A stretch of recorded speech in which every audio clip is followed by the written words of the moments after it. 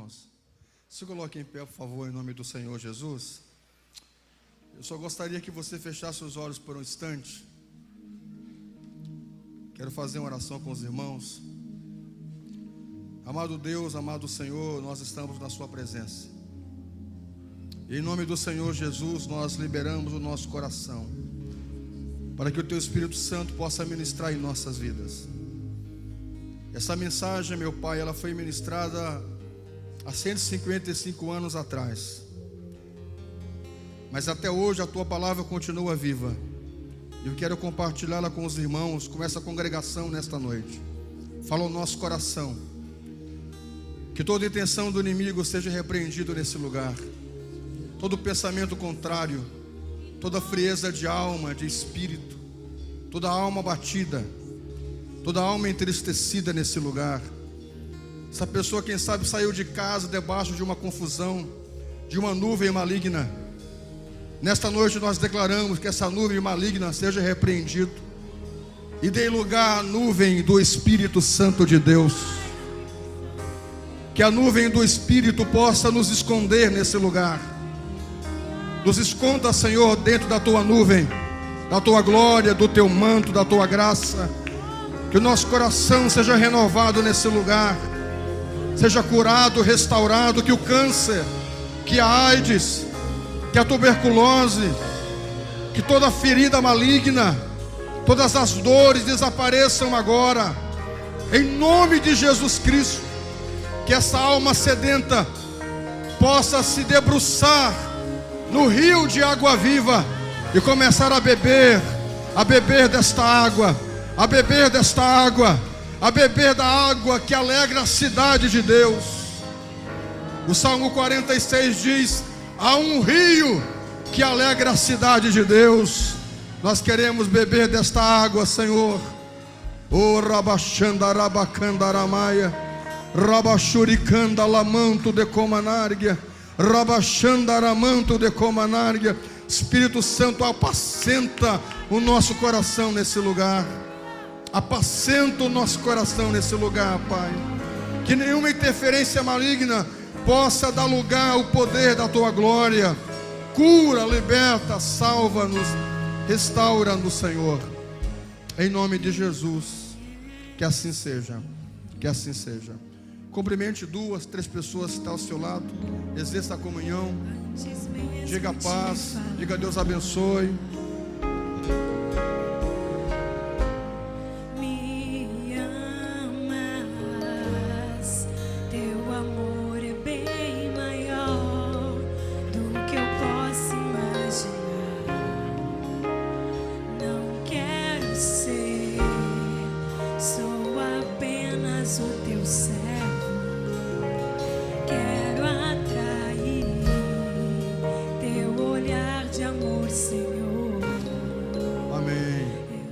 Obrigado, pessoal. Deus abençoe. Queridos, tome seu assento em nome do Senhor. Meus irmãos, embora nós temos no informativo a ministração dessa semana, os líderes de células podem ministrar a ministração que está no informativo. Há dias eu tenho orado por essa ministração. Talvez não vou conseguir falar toda ela hoje. Mas quero começar com os irmãos hoje, essa ministração. Aprendi a viver contente, do Spurgeon, um pregador que eu admiro muito, de 1860. Mas os líderes de células preguem a ministração que está no informativo dessa semana. Tudo bem? Essa é para a congregação hoje aqui, para os irmãos que estão nesse culto. Meus irmãos, eu quero convidar você a abrir a sua Bíblia em Filipenses capítulo 4, versículo 11. Essa ministração eu vou estar mais lendo, então eu vou voltar os meus olhos para o norte para que eu possa ter uma fala bem apurada dessa ministração. Era normal, Filipenses 4:11, muito comum nessa época os pregadores ministrarem lendo todo o texto, embora particularmente eu me sinto mais desconfortável fazendo assim. Mas como o texto requer isso, eu vou me deter olhando mais para a leitura, para o texto. Ok? Filipenses capítulo 4, versículo 11. Para você ver o quanto a palavra de Deus se renova. Já preguei essa ministração em outras ocasiões.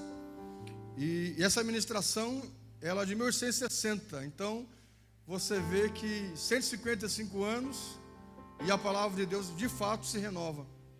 Não é? Quanto ela é poderosa. Filipenses 4,11 diz: não digo isso por necessidade, porque já aprendi a contentar-me com o que tenho. Versículo 12: sei estar abatido, sei também ter abundância. Em toda maneira e em todas as coisas estou instruído, tanto a ter fartura como a ter fome, tanto a ter abundância como a padecer necessidade. Posso todas as coisas naquele que me fortalece. Todavia fizestes bem em tomar parte da minha aflição. Digam amém. Escute, queridos, o apóstolo Paulo é conhecido de todos. Depois do Senhor Jesus, ele é a figura mais importante no Novo Testamento. E ele era um homem extremamente erudito. Extremamente erudito. É tão tal que ele escreveu mais da metade do Novo Testamento. Ele não estava contado entre os 12, mas ele fez obras, vamos dizer, na questão literária, da estrutura da igreja, muito maiores. Porque toda a base do cristianismo, nós temos na doutrina, no ensinamento, nas revelações dadas a Jesus, ao apóstolo Paulo. Toda a base que nós temos bíblica hoje é da doutrina do apóstolo Paulo. Então você vê tamanha envergadura espiritual esse homem tinha para nos trazer o ensinamento da palavra de Deus. O que nós sabemos hoje de cristianismo, de fé, de vida com Deus, de salvação, nós encontramos todas elas nos ensinamentos do apóstolo Paulo. Então, de fato, ele era um homem extremamente erudito. Mas entre as suas maiores aquisições de conhecimento, era um homem com uma capacidade imensa de conhecimento. Uma das maiores, segundo o Spurgeon, que escreveu essa ministração, vai dizer que uma das maiores delas é de ter aprendido a estar contente em todas as ocasiões. Diga: eu preciso aprender a estar contente em todas as ocasiões. Concorde comigo que é muito difícil nós estarmos contentes em todas as ocasiões. Inclusive, estar contente, segundo o pregador, não é algo natural, humano. O ser humano, por natureza, na sua grande estrutura, ele é mais ranzinza. Nós temos maior facilidade de reclamar, de murmurar, do que, como dizem os gaúchos, de estarmos faceiros. Está impregnado na natureza humana. Então, esse ensinamento do apóstolo Paulo vai nos trazer o quanto é importante estar contente. E nós aprendemos com ele. Digam amém. Ele está dizendo que o aprendizado que ele recebeu é um aprendizado que ele não aprendeu das escolas. Porque muitas vezes o aprendizado das escolas nos fazem olhar para o passado, cuidadosamente para o passado, e esquecendo as questões práticas da vida diária. Geralmente as escolas vão nos ensinar as questões do passado, né? Da história do Brasil, sei lá, história geral e outras coisas mais. Só que muitas vezes esse conhecimento, em termos do ser humano, da humanidade, não acrescenta muito nas nossas vidas. Senão, toda pessoa que está na escola, ou que já passou pela escola, seria um homem de bem. Mas muitas vezes nós vemos pessoas nas escolas sendo pessoas que estão destruindo a própria escola.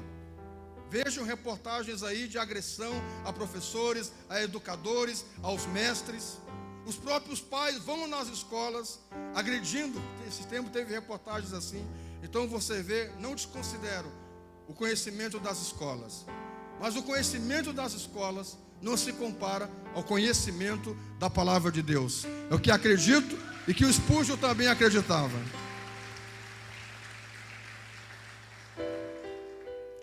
Digam amém. Ele também diz que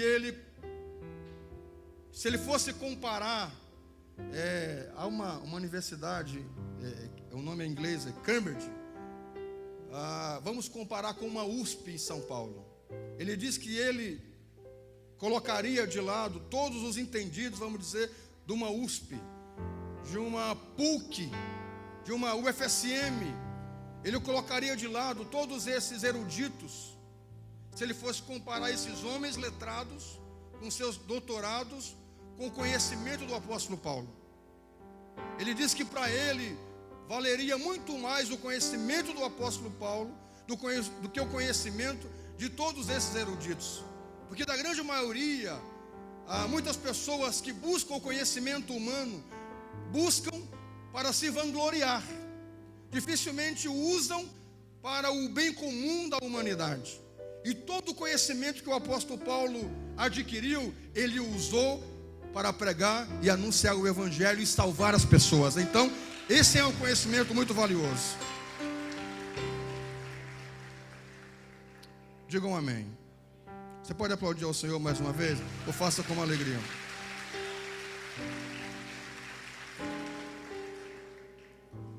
Ter aprendido, seja em que estado estiver, de estar contente. Vocês verão, enquanto eu leio esse texto, não superficialmente, que contentamento em todos os estados não é uma natural propensão humana. Disse isso no começo. Ervas daninhas crescem rapidamente. Cobiça, descontentamento, murmuração são tão natural ao homem quanto os espinhos ao solo.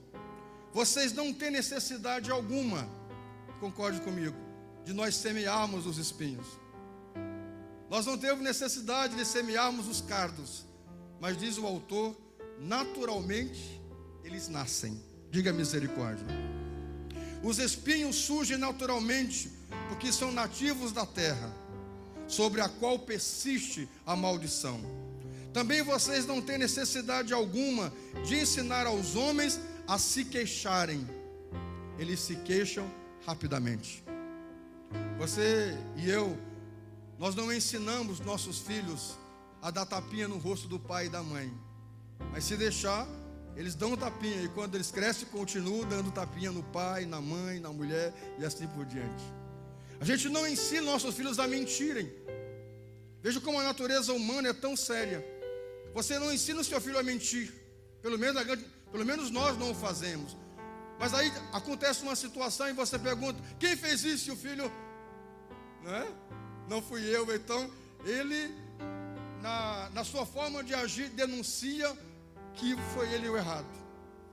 Algumas coisas nós não ensinamos, mas naturalmente as crianças, elas fazem. Às vezes nós ouvimos coisas dos nossos filhos e a gente pergunta, aqui em casa não há isso. Você aqui em casa não tem esse linguajar. De onde você aprendeu isso? Eles aprendem.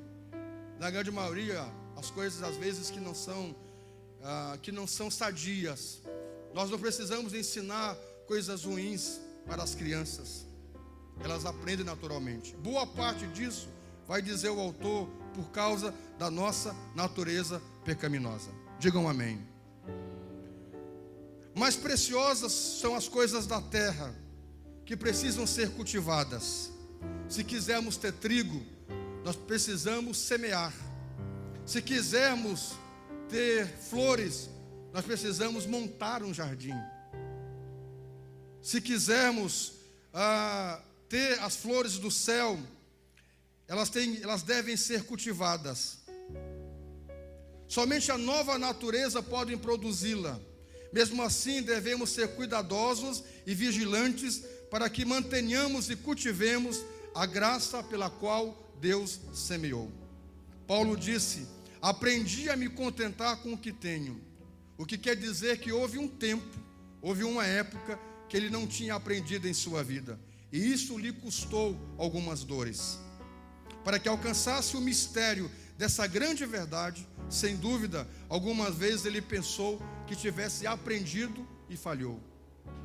Muitas vezes, meus irmãos, nós achamos que nós já estamos calejados, como eu falei um desses domingos aqui, com algumas situações. Ah não, essa luta eu passo de letra, essa provação já passei por isso, mas quando ela se repete, nós percebemos que nós não aprendemos ainda, que nós não crescemos o suficiente ainda. Quando nós achamos que aprendemos a estar contente, quando vem algum tipo de adversidade, aí, quando vem as dores, nós percebemos que realmente nós não aprendemos. O apóstolo Paulo passou por isso. Ele achava que ele tinha aprendido a estar contente, mas ele falhou. Digam amém. Frequentemente também, como crianças na escola, ele foi censurado. Frequentemente ele achou que essa questão era tão fácil de aprendizado, e quando finalmente ele adquiriu, ele pôde dizer: eu aprendi, seja em que estado for que estiver, a estar contente com o que tenho. Ele era então um homem grisalho, à beira da morte, um pobre prisioneiro, encarcerado em uma masmorra de Nero em Roma. Nós, meus irmãos, bem que poderíamos estar dispostos a suportar as enfermidades de Paulo e compartilhar a fria masmorra com ele, se também pudéssemos de alguma forma atingir tal grau de contentamento. Não se permita com qualquer um de vocês a tola noção que vocês podem se contentar sem o aprendizado. O aprender sem disciplina não é um poder que se pode exercer naturalmente, mas uma ciência que é adquirida gradualmente. As genuínas palavras do próximo texto podem sugerir isto. Até se nós tivéssemos aprendido pela experiência, não precisamos ser ensinados a murmurar, mas devemos ser ensinados a crescer com a vontade e o bom desejo do Senhor nosso Deus. Quando o apóstolo Paulo proferiu essas palavras, ele fez imediatamente um comentário sobre elas. O apóstolo sabia como estar abatido. Que maravilhoso conhecimento este! Quando os homens nos honram, nós sabemos estar contentes com o que temos. Mas quando o dedo do escárnio é apontado para nós, quando o nosso caráter é julgado como de má reputação, e os homens nos vaiam nas margens das ruas, requer muito conhecimento do Evangelho para sermos capazes de suportar tudo isso, com paciência e com satisfação. Quando estamos acostumados e crescendo em honra, em posição e em consideração humana, é fácil trabalhar e se contentar com o que tem. Mas quando temos que dizer, como disse João Batista, que eu diminua e que ele cresça. Quando vemos outro servo alcançando o nosso lugar, ou outro homem obtendo a vitória que tanto almejamos, não é fácil ainda permanecer sem o sentimento invejoso e gritar como Moisés: tomara que todos os homens fossem profetas. Ouvi um outro homem receber elogio às suas próprias custas de seu sacrifício, achar que as suas próprias virtudes fosse como uma derrota para publicar a excelência superior de alguma novidade. Você pode aplaudir o Senhor? Faça isso com uma alegria.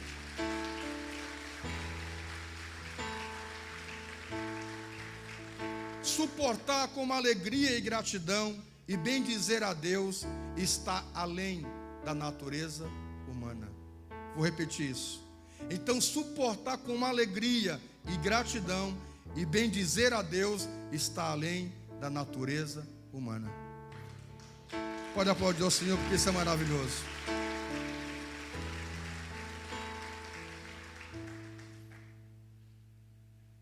Deve haver algo nobre no coração do homem que é capaz de renunciar a todas as honras, que é capaz de liquidá-las quando pode tão suficientemente submeter Cristo e humilhar-se diante dele, enquanto levanta e o coloca em um trono.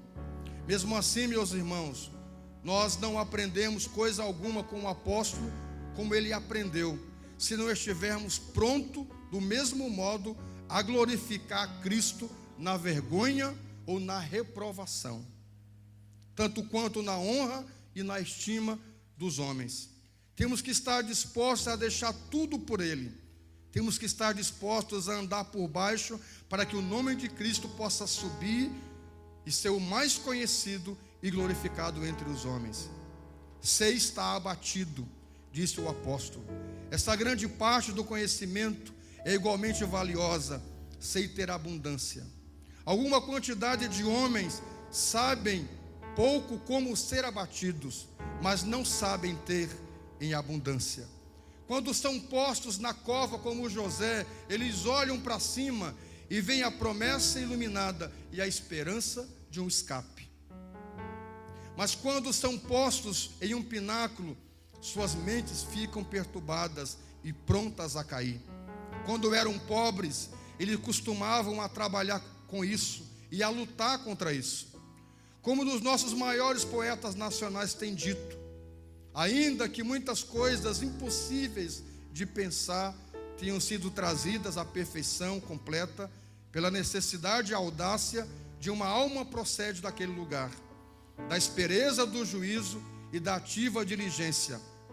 Ela dá ao mesmo tempo prudência e fortaleza, se tomada na paciência, melhoram as nossas vidas.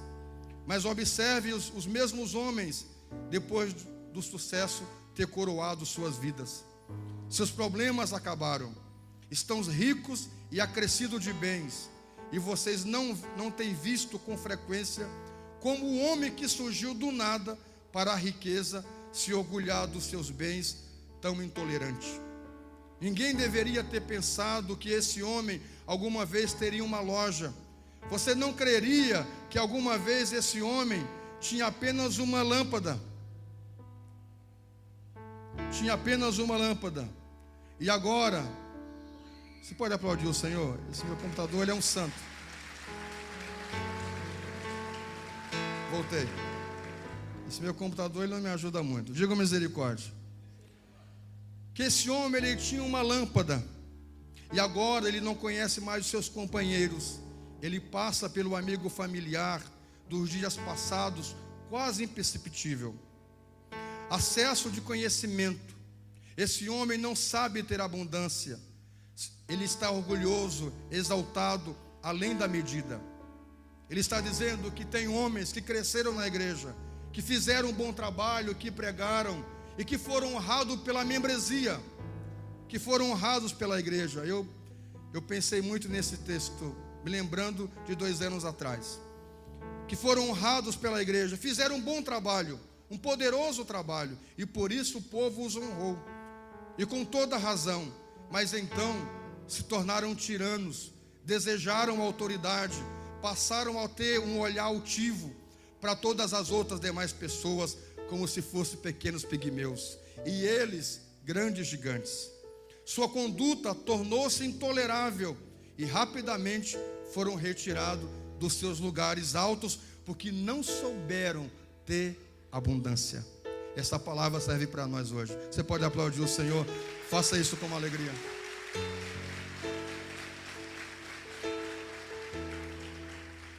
É perigoso também, queridos, quando nós não sabemos ter a abundância da graça de Deus, não sabemos ter a abundância dos dons de Deus, da honra que se dá. Subir no altar de Deus, liderar pessoas. Para nós, queridos, são minhas palavras, eu estou mostrando as minhas palavras e as palavras do Spurgeon.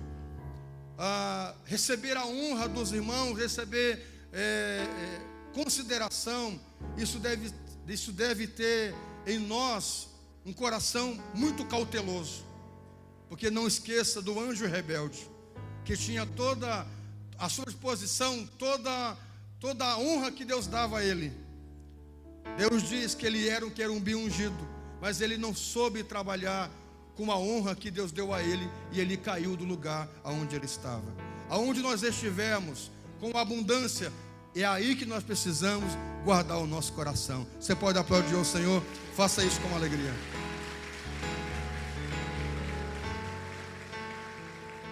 O texto também vai dizer, e eu citei para vocês há 2 domingos atrás, falando do Spurgeon, o Spurgeon vai dizer que havia um pequeno pedaço de papel no púlpito de George Whitefield. George Whitefield é a inspiração do Spurgeon, e Spurgeon é uma inspiração para mim.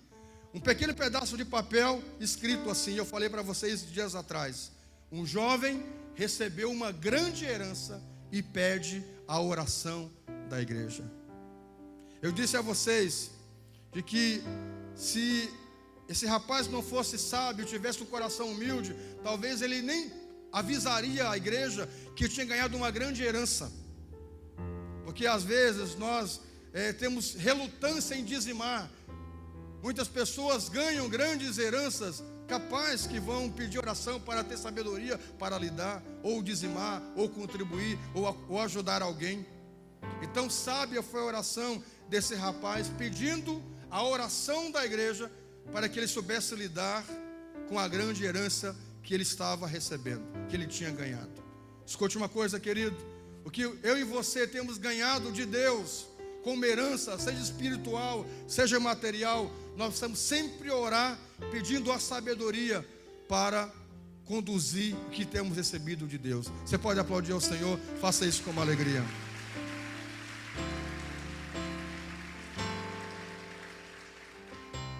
Corretamente pedida foi a oração, pois quando nós subimos a montanha, precisamos orar para que sejamos mantidos de pé.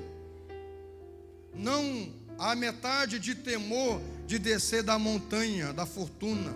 O cristão muito frequentemente desgraça a sua vida na prosperidade do que sendo abatido. Há um outro perigo, o perigo de crescer de modo mundano. Quando o homem acha que a sua riqueza aumenta, é maravilhoso quanto o dinheiro gruda em seus dedos. Quando o homem pensava que tinha financeiramente vários valores, seria excessivamente liberal. Com uma bolsa de um Chile, ele tinha um coração de um guinéu. Mas agora, com uma bolsa de um guinéu, ele tem um coração de um Chile. Ou seja, tinha pessoas que antigamente, comparando o guinéu e o Chile, vamos dizer, o guinéu é mais valioso do que o Chile, não é? É isso? O guinéu é como se fosse 4 libras, como se fosse R$8, vamos dizer assim. Então, tinha pessoas que antigamente ganhavam um salário mínimo, vamos dizer assim. No seu bolso tinha um salário mínimo, mas tinha um coração de R$1 milhão. Mas hoje tem um bolso de R$1 milhão e um coração de um salário mínimo. Tem gente que não sabe lidar com uma riqueza, com uma prosperidade que Deus tem dado. O ideal é quando você mantém o seu bolso de R$1 milhão, diz o Spurgeon, e o coração também de R$1 milhão. Você pode aplaudir o Senhor? Faça isso com alegria. Eu já ouvi pessoas dizerem: se eu ganhasse na Mega Sena, eu faria isso que ele quer dizer. Tem pessoas que pensam que quando se tornarem prósperas, eles serão excessivamente liberais. Aí que eles se enganam, se tornam miseráveis. Eu já ouvi gente dizer: se eu ganhasse na Mega Sena, eu ajudaria fulano. E eu conheço pessoas que não ganharam na Mega Sena, mas se ganharam herança e não repartiram com ninguém, não deram, ao contrário, brigaram, teve desavença na família por causa da herança. Ainda bem que a minha mãe de herança deixou para que meus irmãos não brigassem apenas uma panela de ferro. Graças a Deus por isso. Graças a Deus que a minha mãe não teve dinheiro para não deixar. Porque você imagina que coisa terrível seria isso, brigar por herança. Coisa terrível isso. Ela deixou uma panela de ferro para nós. Foi a nossa herança. Graças a Deus por isso. Você pode aplaudir o Senhor, o faça com uma alegria.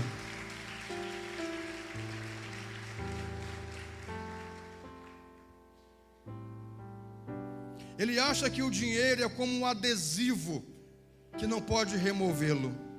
Vocês já ouviram falar de uma aranha chamada fiandeira de dinheiro? Não sei por que chama assim, a não ser que ela é uma espécie de aranha que gruda nos dedos. Ela anda de um lado para o outro da mão e gruda nas suas mangas, e aqui e ali. Então, se você não consegue se livrar dela, a não ser que a esmague completamente. Tem pessoas, quando a gente começa a falar, por exemplo, nós vamos levantar uma contribuição para comprar um ar-condicionado, para a construção, não é? O dinheiro gruda na mão, é como essa aranha fiandeira. Na verdade, meus irmãos, o dinheiro tem que estar à disposição do reino de Deus. Eu não sei de um outro pastor nessa cidade, hoje nós comentávamos disso, falando de carro, eu e a pastora. Muita gente dizia que, falando em carro, né, na época, o Renault 19 dá muito problema, é um carro importado da Argentina. Tinha um irmão aqui na igreja que tinha um Renault 19 prata, não sei se vocês se lembram dele, que vivia fumaçando. Meus irmãos, o meu Renault 19 nunca me deu um problema, nunca me deu um dilema. Na época eu lembro que eu tinha o dinheiro para comprar um Voyage de 7 mil reais, e era o valor que eu tinha. Só que como bom judeu, eu queria um desconto. Já contei essa história aqui para vocês. E eu fui há meses com meu vizinho, aquela luta para comprar aquele Voyage bonitinho, branquinho, não é? Todo de couro, bem arrumadinho. Na época, 98 eu acho, assim que eu casei com a pastora. Nós ganhamos uma oferta dos irmãos de casamento. E aí eu disse, então, vamos, né? Os irmãos ajudavam a comprar um carro. Comprei um terreno aqui em Santa Maria. Como eu já tinha todos os móveis da casa, não precisei de padrinhos para me dar presentes, graças a Deus por isso. Muitos me deram uma oferta porque eu já tinha uma casa montada, só precisava de uma bela esposa, aí Deus já me deu. Então eu ganhei muito dinheiro, os irmãos me ajudaram com muito. Então eu pensei, o que eu vou fazer com esse dinheiro? Então eu vou comprar um carro e comprar um terreno. Como eu não queria comprar em São Paulo, já comprei aqui e ficou aqui por anos. E eu lembro na época sobrou 7 mil, e era exatamente o valor do carro. Eu cheguei para o vizinho e fomos há meses negociando aquele. Aí eu disse, eu dou 6.500 à vista. Não, pastor, eu quero 7. 6.500, eu queria, né? Judeu tem que negociar. É assim, está na gente, está no coração da gente, né? Que digo Rodrigo, vamos lá, Rodrigo, vamos negociar, Rodrigo. As câmeras, não, ele já sabe. Quem lida comigo, né? O Brits, já comprei o colchão do Brits. A gente sabe que tem que negociar. Olha, eu tenho um prazer disso, senão não faço negócio. Coisa triste, né? E aí fui até que ele disse, não, pastor, minha última palavra é 7. E eu tinha o 7. Eu digo, então a minha última é 6.500. Não fechei negócio. E aí quando foi depois no culto, chegou um irmão e disse, pastor, eu vi o senhor com um carro. Eu digo, rapaz, eu quero comprar um carro, vocês sabem disso? Eu quero comprar um carro. Ele disse, só que o carro que eu vi é um carro escuro, comprido, e eu não sei o nome do carro.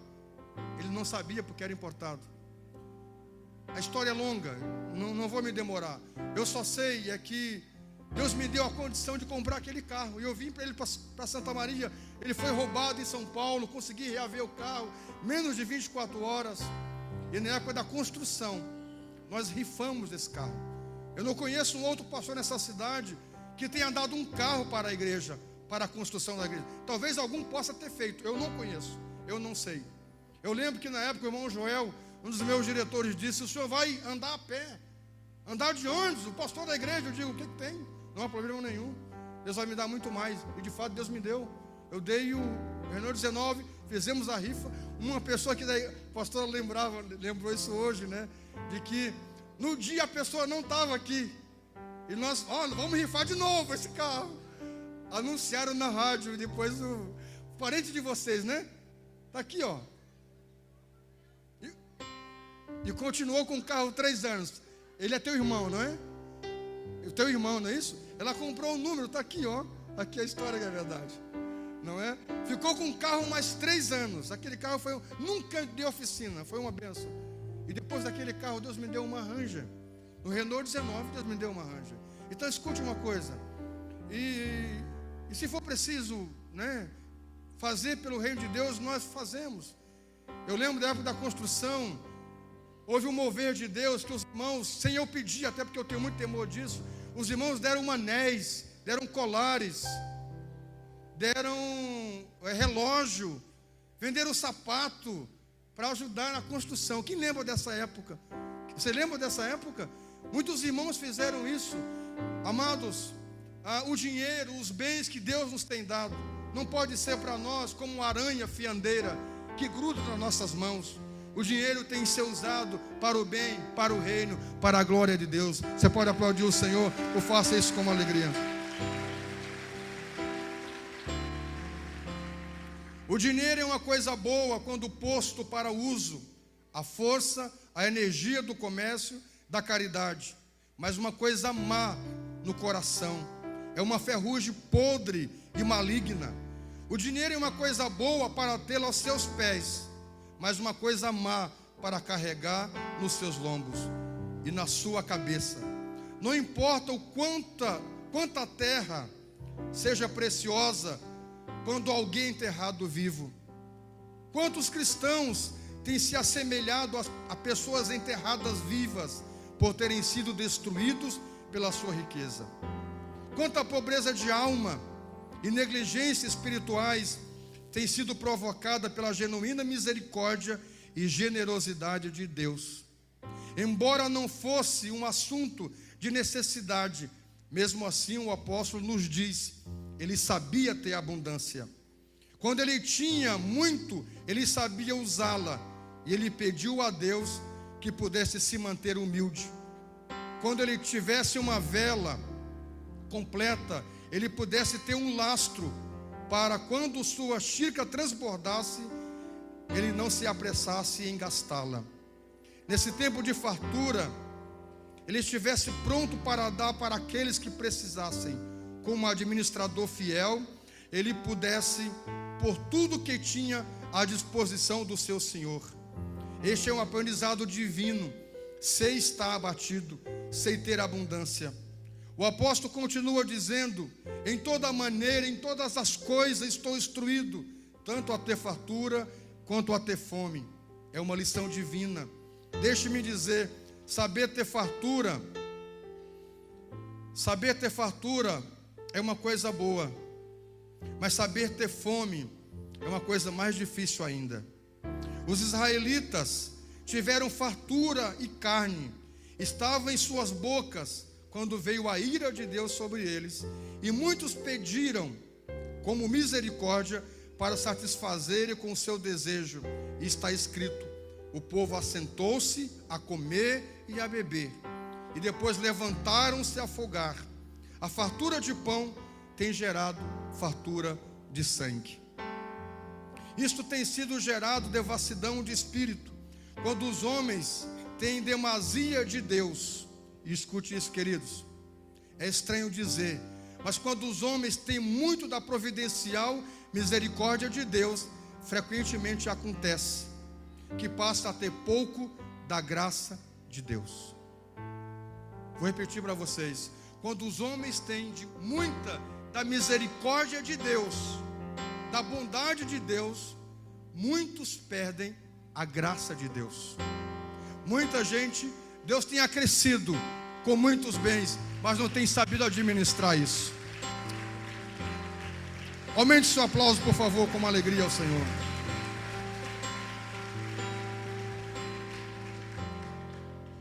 Uma pequena gratidão pela generosidade que tem recebido, estão fartos e se esquecem de Deus. Eu me lembro de uma fazendeira, uma senhora que tinha uma fazenda para vender. Por muitos anos ela queria vender. E nós estávamos aqui no processo de construção, e ela veio a mim e disse, pastor, eu estou frequentando essa igreja já há alguns meses. Se eu vender essa fazenda, pastor, pelo menos metade dessa construção eu garanto com uma oferta especial. E eu orei para essa mulher e nunca mais a vi na igreja. Eu acho que ela vendeu a fazenda, porque ela nunca mais apareceu na igreja. Muitas pessoas têm recebido da misericórdia de Deus, mas têm perdido a graça de Deus por causa dessas coisas. Diga misericórdia. Se esquecem de Deus, se esquecem do Senhor. Na verdade, meus irmãos, do conhecimento, as bênçãos, a vida financeira, isso deve nos aproximar mais ainda de Deus. Não esqueça, querido, o conhecimento que você tem que estar à disposição de Deus. Meus irmãos, hoje eu tive uma experiência muito engraçada, muito estranha. Como há anos eu não tinha. Eu não me lembro de um culto de domingo pela manhã, não vim à igreja. Eu não me lembro. Em 15 anos aqui em Santa Maria, eu não me lembro de faltar um culto pela manhã, mesmo que haja um outro pregador. E esta semana o Evandro, com o pessoal do Tradicionalista, disseram: pastor, vai ter o culto tal, não é? O irmão Walter vai pregar, né? Quem sabe só fica por casa para dar uma descansada. E eu pensei, separei uma roupa que eu estava de manhã, um terno azul, camisa azul marinho, e deixei lá separada para o outro dia. E fiquei na dúvida, quem sabe vou ficar, né? Assistir o Globo Esporte. Faz 15 anos que eu não assisto, né? Não é o Globo Esporte, não, é Esporte Espetacular. O programa daquele dos carros e tal, né?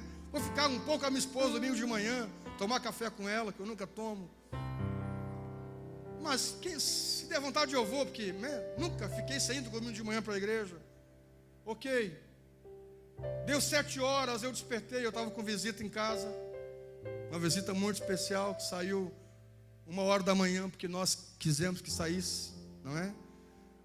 E fomos dormir, e aí quando deu 7 da manhã, deu um estalo, eu despertei.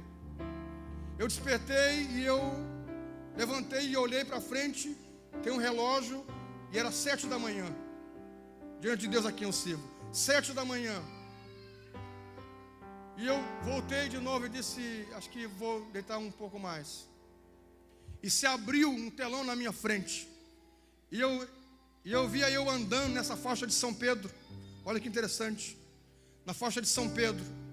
E tinha ali onde tem um cachorrão, no trevo ali no trevo da Vasco da Cunha, tem um cachorrão ali e tem um semáforo, sabem disso? Tinha uma carreta tombada, um carro todo estraçalhado e 3 corpos no chão. Eu estava acordado, eu não estava sonhando, eu estava acordado. Eu saí do carro, né, para ver a cena. Quando eu olhei, a terceira pessoa era uma pessoa aqui da igreja, que hoje pela manhã eu conversei com ele, e ele me disse que iria viajar. Eu pedi que ele não o fosse. A terceira pessoa era esse irmão aqui da igreja. E aí eu olhei a primeira pessoa e ele estava como se numa missão fosse levar um pregador, e o pregador era um rabino. E eu chegava e eu queria orar pelos corpos. E o primeiro corpo, que eu não sei quem é, ele caiu e encostou como se numa cerca. E eu fui para tocar neles, e o guarda, a polícia rodoviária veio e disse: o senhor não pode tocar no corpo, os corpos. O senhor não pode fazer isso. Está chegando aqui o ML para levar os corpos, o senhor não pode tocar nos corpos. E eu coloquei a mão na cerca e comecei a orar. E aí eu peguei os dedos. Essa cena está muito clara. Hoje de manhã com essa pessoa, eu chorava orando e dizendo isso para ele. E eu pegava os dedos e colocava assim no nariz dessa pessoa, para ver se ele estava respirando. E a pessoa caída, toda machucada, dizia assim para mim: pastor, os seus dedos estão cheirando a peixe. A pessoa com os olhos fechados dizia assim: pastor, os seus dedos estão cheirando a peixe. Aí eu dizia: eu fiz um peixe agora há pouco, eu estava lidando com peixe mesmo. Aí ele disse: o senhor faz um peixe para mim, pastor? Eu disse: faço, eu amo fazer peixe. E sobrou peixe em casa, eu vou fazer um peixe para você. Esse homem abriu os olhos e se sentou, ressuscitou. O segundo homem, eu olhava e via um quipá, era um rabino. E eu dizia: e esse homem? E esse primeiro disse: ele está morto. Eu dizia: não, ele tem que viver, porque eu preciso desse homem. Ele tem uma sabedoria muito grande. Eu preciso da sabedoria desse homem para me ajudar a conduzir a igreja, porque ele é muito sábio. E eu preciso de sabedoria. Eu preciso desse homem do meu lado, comigo. Ele não pode morrer. E eu orava pelo homem e colocava os dedos de novo no nariz dele, mas ele não voltava, não dizia nada. E eu orava de novo, e ele ressuscitava. O terceiro homem, que é o irmão da igreja, que não vou citar o nome, é uma pessoa muito querida. Eu dizia, e fulano de tal? Ele disse, olha, nós dois, o rabino dizia, nós dois estávamos subindo quando o senhor começou a orar, mas ele já está com o Pai, ele não vai descer mais. Eu chorava desesperadamente naquela visão. Irmãos, eu estava acordado. Algo muito interessante isso. Eu dizia, eu preciso desse homem comigo. Ele é meu amigo, ele é um irmão querido, e ele não terminou a missão que precisa, que ele tem que completar. Deus tem uma missão com ele, não terminou a missão. Ele não pode morrer, mas ele já está com o Pai, diziam os dois homens. E eu orava por esse homem e começava a falar umas línguas que eu nunca falei na minha vida. Não me lembro de falar um linguajar como eu falei, e eu orava e falava em línguas. Dali a pouco aquele homem ressuscitou e se sentou. E eu dizia assim, cadê o teu filho? E eu chamava o nome do filho pelo apelido que ele é conhecido. Eu dizia, cadê o fulano? Ele tem que estar aqui. E chegava o policial rodoviário e dizia, mas ele está aqui. Ele está lá debaixo da carreta, tirando a mulher que está acidentada, mas ela está viva. Ela só se machucou um pouco. Quando eu olhei, lá havia um rapaz trazendo aquela mulher. E esse rapaz, ele é um frequentador da igreja, ele não é membro da igreja. Até a pastora deu um discernimento sobre ele, que eu falei isso para o pai dele hoje. Ele é um rapaz que ele vem de vez em quando, mas ele não é membro, não é batizado. E ele chegava com aquela mulher toda ferida, e nós ficávamos ali, e eu pregava a todos que ali estavam, e os policiais se convertiam e aceitavam a Jesus. Dali a pouco eu despertei de novo, sentei na cama, olhei, 7:30 da manhã, meia hora exatamente. Eu saí, quando eu saí, a pastora despertou e disse, opa, por que tão cedo? Eu disse, eu vou para a igreja, eu preciso ir para a igreja. E ela me disse assim, vai devagar. Eu disse sim, eu vou devagar, porque eu tive agora um negócio muito engraçado. Eu vi um negócio muito estranho. E ela disse, você viu um acidente? Eu disse sim, com 3 mortos. Com 3 mortos. Ela estava sonhando o que eu estava vendo. Não foi isso, vida? Ela estava sonhando o que eu estava vendo, literalmente. Aí nós sentamos, eu contei para ela as mesmas coisas que ela estava sonhando. Que coisa engraçada. Eu mandei a mensagem para esse irmão, ele estava aqui desde as 8 da manhã. Eu disse, meu irmão, espera, que eu preciso estar aí contigo. Eu vim aqui hoje, contei para ele, conversei com ele, e nós oramos juntos. Escute uma coisa, queridos. O que eu quero dizer com isso?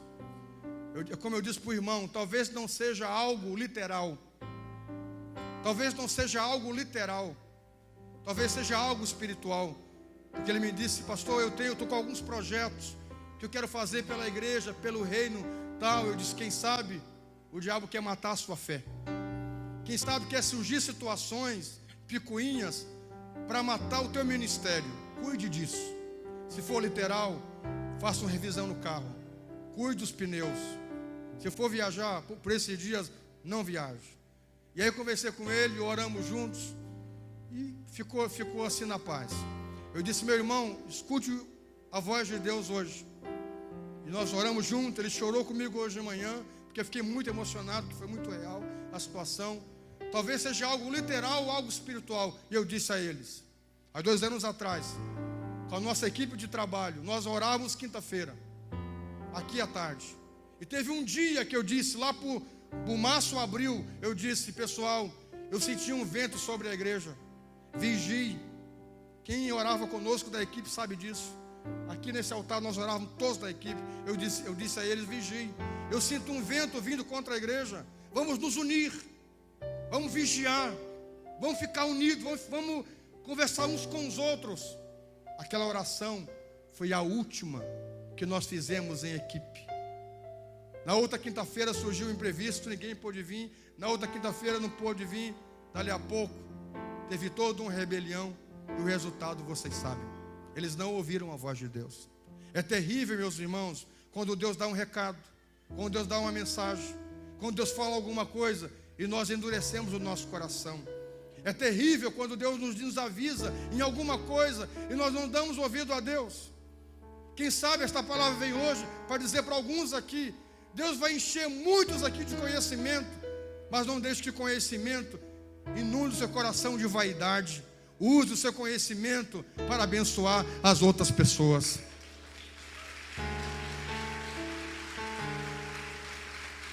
Quem sabe Deus vai enriquecer muitos daqui nesse lugar.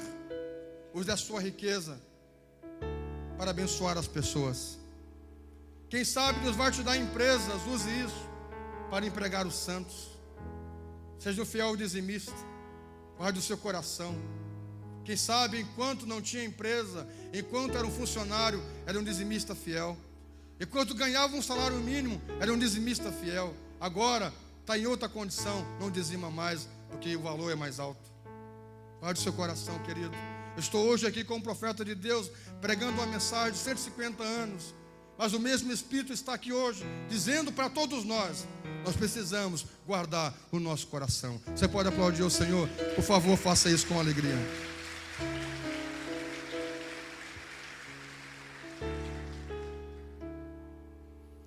Muitos se esquecem de Deus, estão satisfeitos com a terra, estão contentes em viver sem os céus. Fiquem certos, meus caros ouvintes, que é mais fácil ou difícil saber ter fartura do que saber ter fome. Saber ter fome é uma lição dolorida, mas saber ter fartura é uma lição mais difícil. Mais difícil. Como é desesperada a tendência da natureza humana, o orgulho e o esquecimento de Deus.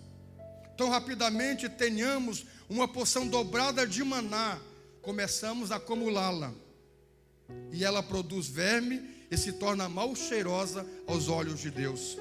Cuide-se para que em suas orações vocês peçam a Deus que os ensine a ter fartura.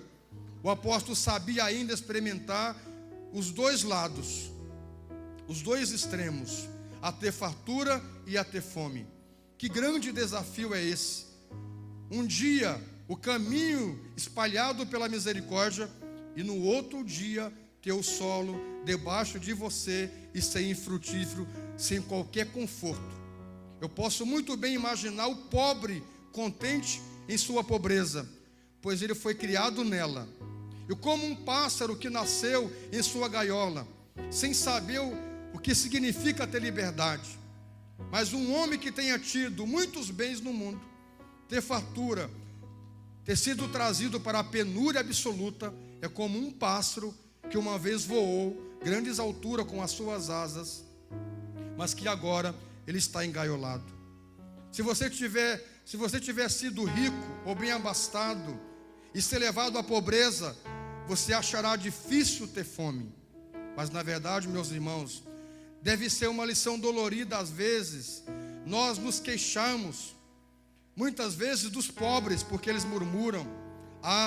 Nós nos queixaríamos muito mais se a sua sorte recaísse sobre nós. Assentar-se à mesa sem ter nada para comer e ter 5 ou 6 crianças no colo gritando por pão é o suficiente para quebrar o coração de um pai ou de uma mãe. Quando seu pai é levado para a sepultura, o olhar fixamente para casa, atacado por escuridão, apertar suas crianças recém-nascidas firmes no seu peito, pensar nas outras com o coração enviuvado, lembrar que elas estão sem um pai para buscar pela sobrevivência. É preciso ter muita graça para saber ter fome. Para os homens que perdeu o emprego e andou por toda longe, por toda Santa Maria, por toda Porto Alegre, por milhares de quilômetros, para encontrar um local de trabalho e não encontrou coisa alguma. Quando voltar para casa, saber que quando encarar sua mulher, sua primeira pergunta será: você trouxe pão? Você não conseguiu nada, então ter que dizer: não consegui nada, não havia as portas abertas para mim. É duro provar a fome e suportá-lo pacientemente, Eu tive que admirar e olhar com um tipo de reverência para alguns membros dessa igreja quando aconteceu, de ouvir posteriormente as suas provações. Eles não contaram para ninguém, eles não vieram a mim, mas suportaram as suas aflições em segredo e lutaram heroicamente contra todas as suas dificuldades e perigos, e se tornaram mais do que vencedores. Irmãos, irmãs, parece uma lição fácil quando vemos em um livro, mas não é tão fácil assim quando ela é posta em prática. É difícil saber ter fartura, mas é uma coisa dolorida saber ter fome. Nosso apóstolo aprendeu ambas, tanto a ter fartura quanto a ter necessidade. Tendo então exposto o próprio comentário do apóstolo, que alargam as palavras do meu texto. Deixe-me retornar à passagem em si. Vocês podem agora me perguntar: qual o curso que ele estudou, que ele adquiriu essa estrutura pacífica de mente? Uma coisa nós podemos estar certos: não foi por nenhum processo histórico de autogoverno, mas simples e exclusivamente pela fé no Filho de Deus. Você pode aplaudir o Senhor? Faça isso com alegria.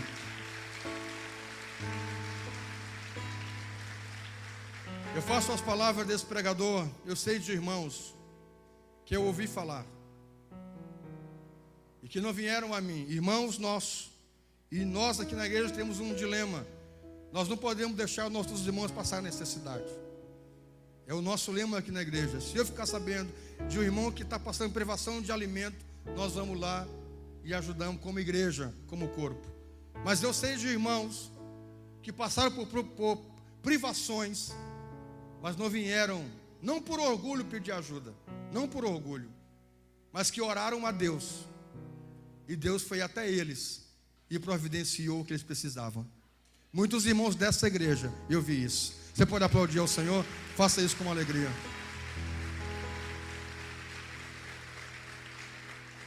Então assim, você vê, né? 150 anos depois, a mesma história se repete. Na igreja dele, alguns irmãos passaram privações, mas não foram até ele pedir ajuda. Oraram a Deus, e Deus supriu suas necessidades. Eu tenho que admirar esses irmãos. Alguns irmãos, eu fiquei sabendo de outros irmãos. Pastor, irmão fulano de tal passou por isso, mas eles oraram e Deus providenciou. Eles disseram que não iriam falar com ninguém, e Deus foi lá e providenciou o que eles precisavam. Esses irmãos, eu preciso olhar com muita reverência, porque são irmãos que aprenderam a ter uma estrutura em Deus e a confiar em Deus. O Salmo 46 diz: a minha confiança vem do Senhor, a minha esperança vem do Senhor. Digam amém. Então esses irmãos devem ser honrados por Deus a cada dia. Dê um aplauso ao Senhor com uma alegria. Eu vou encerrar porque vai dar quase 9 horas. E eu estou apenas menos da metade. Que Deus abençoe essa igreja. Semana que vem eu posso continuar, ou na outra semana, ou em outra oportunidade. Mas eu quero encerrar esse texto pedindo a essa igreja: aprendam a viver contente, a estar contente, em todos os sentidos, em todas as ocasiões. Depois, vou pregar esse texto em outras ocasiões. Ele vai falar de líderes que não se contentam com a posição que tem. Meu irmão, Deus te colocou para ser um assistente pastoral. Fique na posição que você foi chamado. Tenha prazer em estar assim. Se Deus lhe levar para lugares mais altos, amém, deixe Ele lhe levar, mas não force nada. Não queira nada. Queira apenas servir. Se lá no encontro Deus lhe colocou para ser um intercessor, não fique enciumado porque você não é um ministrador. Pelo amor de Deus, fique aonde Deus lhe colocou. É a sua missão. Esteja contente na forma como Deus lhe colocou ali. Se você está sendo liderado no louvor, não brigue, não faça esse esforço demasiadamente mundano para querer ser o líder, sujando a imagem do líder para assumir o lugar dele. Não faça isso. Esteja contente com a posição que Deus lhe colocou. Que nossa igreja possa aprender, viver, estar contente. Porque estar contente é um estado de alma, é um estado de espírito. Você pode aplaudir o Senhor? Faça isso com uma alegria.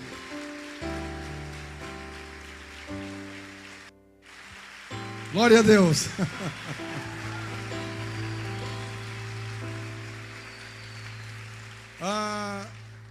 Para que você não ache que só fique pensando que a riqueza é algo ruim, ou a prosperidade é algo ruim, ele vai dizer que nós devemos lutar, sim, trabalhar, não ser preguiçosos, termos o suficiente para nos sustentarmos. Se tivermos a graça de ter empregados, funcionários, melhor ainda. A questão é o nosso coração. A questão é estar contente com o que tem. Ele vai citar, por exemplo, o descontentamento do rei Acabe. O rei Acabe era rei de todo Israel, mas ele quis meio hectare, que era a vinha de Nabote. Ele não sossegou enquanto não montou um monte de acusação contra Nabote e matou Nabote, só pelo desejo de querer ter a vinha dele. Ele queria ter uma horta particular. O homem tinha todas as terras, mas ele tinha esse espírito maligno de sempre querer mais. Querido, se Deus lhe tem lhe dado, esteja contente com o que Deus lhe tem dado. Diga um amém. Dê um aplauso ao Senhor com uma alegria, porque Ele merece. Mais animado, com mais alegria.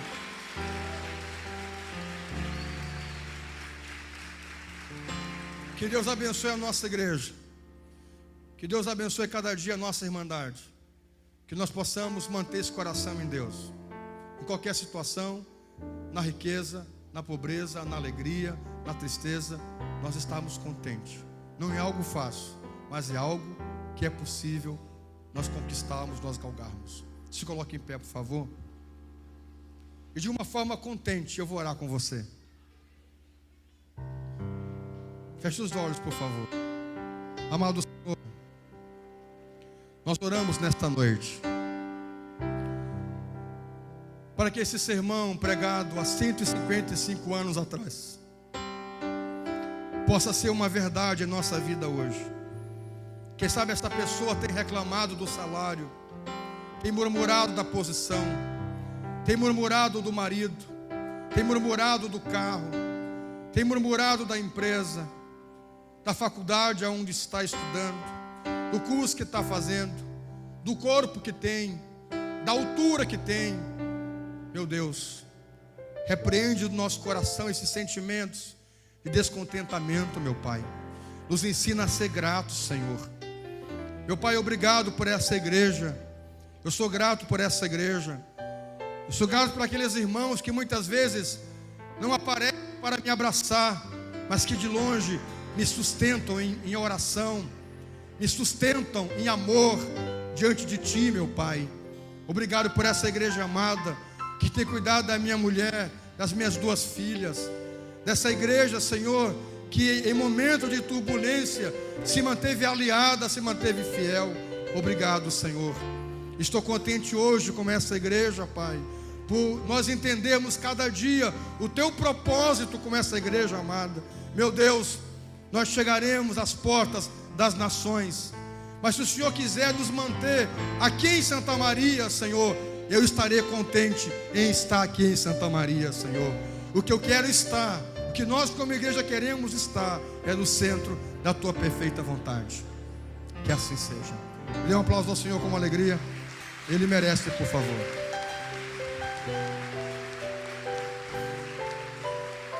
Diga para o seu irmão: aprenda a viver contente.